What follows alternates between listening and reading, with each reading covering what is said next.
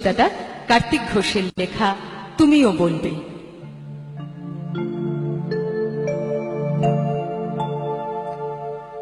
ভালো মেয়ে ঠিক কাকে বলে জানো? ভালো ছেলে মানে কি তুমিও বলবে। সহজ প্রশ্ন, মাপকাঠি একটি।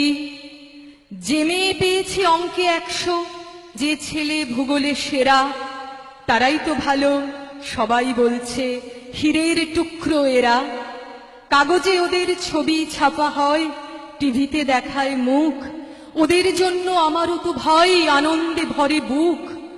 তবু কেন জানো তোমাকে বলছি, দেখে শুনে পাই ভয়।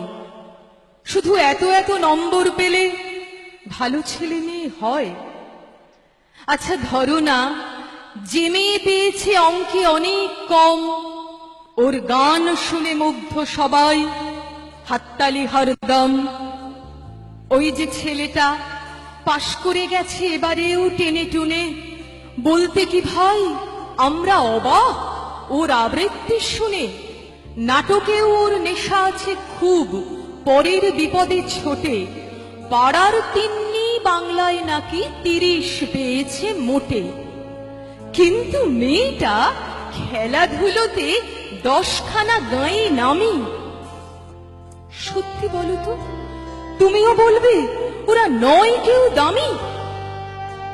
চাই যে অনেক ইঞ্জিনিয়ার, চাই আরো ডাক্তার, পাশাপাশি চাই শিল্পী, খেলুড়ে, স্নেহময়ী সিস্টার।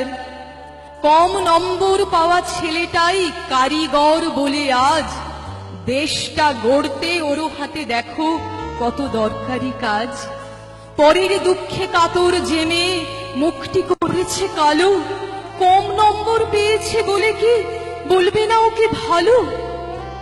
অভাবের টানে কলেজে পড়েনি, ছোট দরমার বাড়ি, তবুও ছেলেটা বাবা মাকে দেখে, ভাড়াতে চালায় গাড়ি। তাই বলছি কি, শুধু নম্বরে হয় নাকি মাপকাঠি?